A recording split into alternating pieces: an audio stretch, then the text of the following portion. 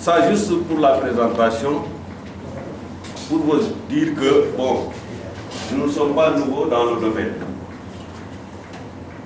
Et que cette formation nous donne l'occasion de pouvoir mettre la main sur Bakel. Parce que depuis plus de 3 ans, nous sommes en train de chercher à collaborer avec les gens qui sont à Bakel. Ne parlez jamais de ça. Les pères principaux des moyens de subsistance. Au début, avant d'installer, on doit dire ce qui va se passer. Mais tout ça sera sous-entendu. Jusqu'au moment où vous installez une machine et vous allez voir les conséquences.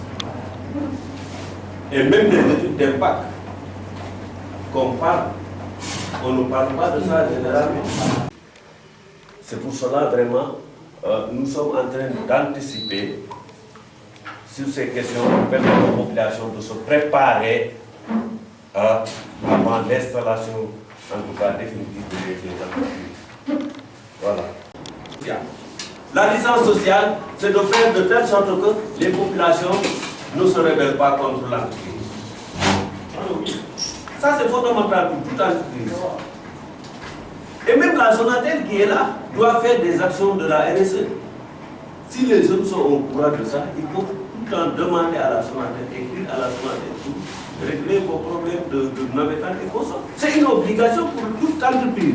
Ce n'est pas pour les miniers seulement. Même pour l'entreprise qui fait la route là, il a l'obligation de faire la RSE.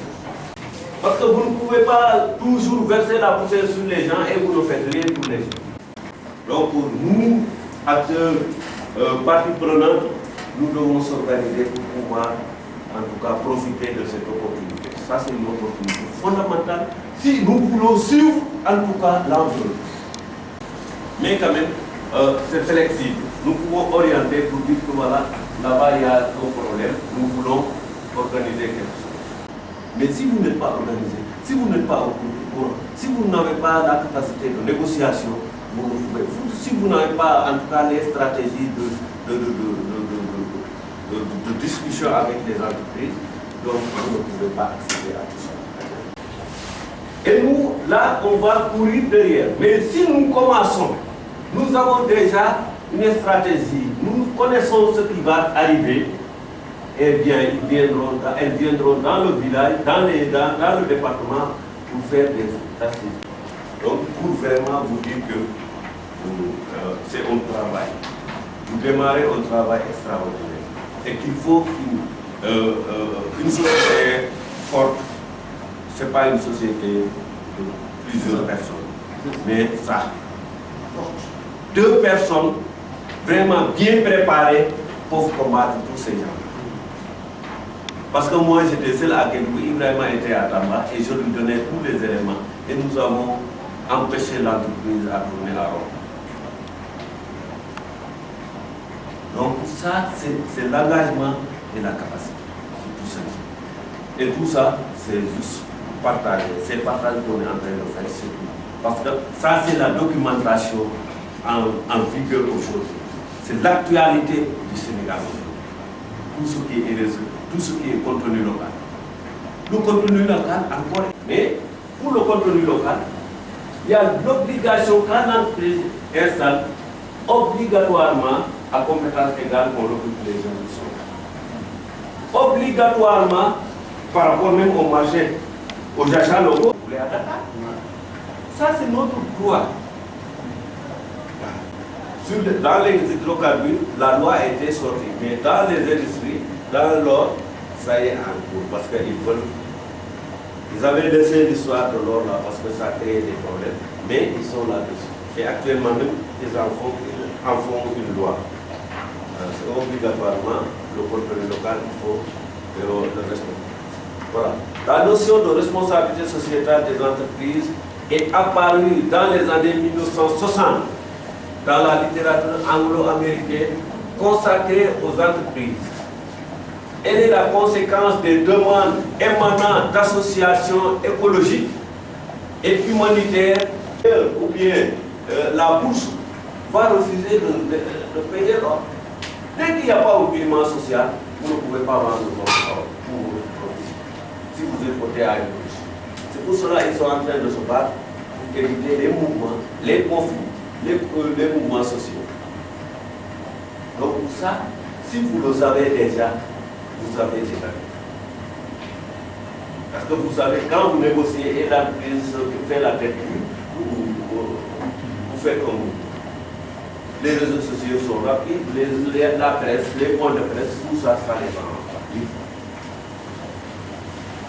Même si on n'arrête pas l'entreprise, il y aura des changements. Et personne ne peut quitter quand tu es là. Oui, on a fait quitter beaucoup de personnes ici. On a fait renvoyer beaucoup de personnes dans la santé. Il y a aussi l'amélioration du moral et de la motivation des employés. Voilà, mais merci beaucoup. Je reviens, c'est Al-Ousseinou Sissoko, coordonnateur de la section Forum Civil de Bakel, avec le Forum Civil et nos partenaires Oxfam.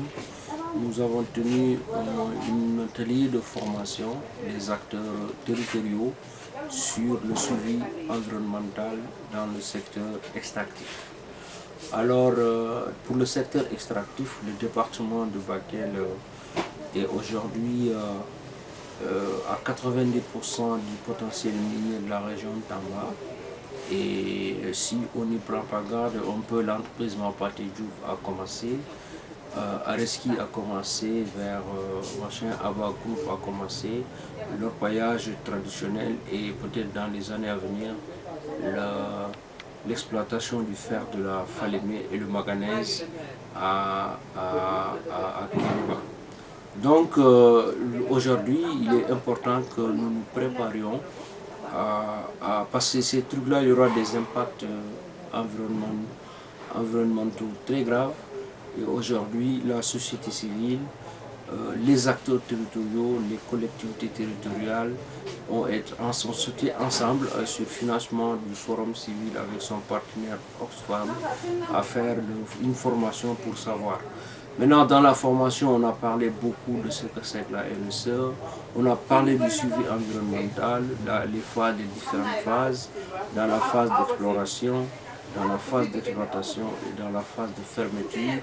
À chaque période, il y a un suivi environnemental à faire. Et le plan, ce qu'ils appellent aussi le plan de gestion environnementale, on a vu toutes ces questions-là et on s'est formé. Maintenant, en synthèse, on va aller vers deux recommandations essentielles. On va aller vers un comité départemental de suivi environnemental pour tout le département, avec des comités communaux, des comités villageois.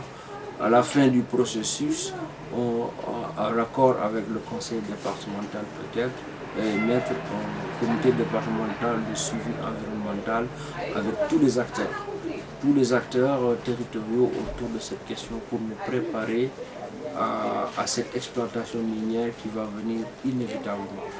Voilà en gros ce qu'on a retenu aujourd'hui. Et on a aussi notre recommandation, un plan d'action sera mis en place pour sensibiliser, informer plusieurs populations pour que ces questions environnementales ne détruisent pas notre existence dans le département de Bakel, la région de Tamba. Voilà en gros ce qu'on a retenu et nous, le travail continue en tout cas. Merci beaucoup. Bon, donc d'autre part, ici dans le département de Bakel ou à côté de Bakel, dans la commune de Gabou, vous savez qu'on a ce que l'on appelle l'entreprise Mapate Diouf.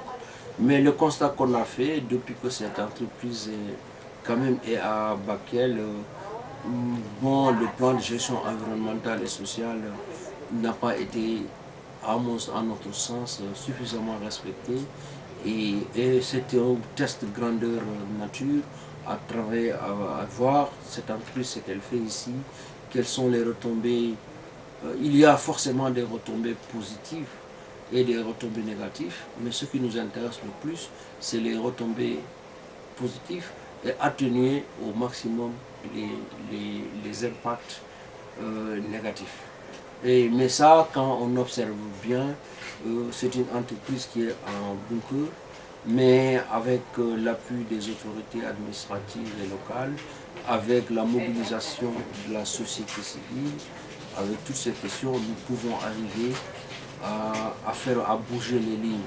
Mais dans une grande négociation, le forum civil ou la société civile se positionnerait comme le gestionnaire, vraiment un tampon entre un vrai régulateur des conflits qui vont naître certainement de la présence de ces entreprises entre les communautés.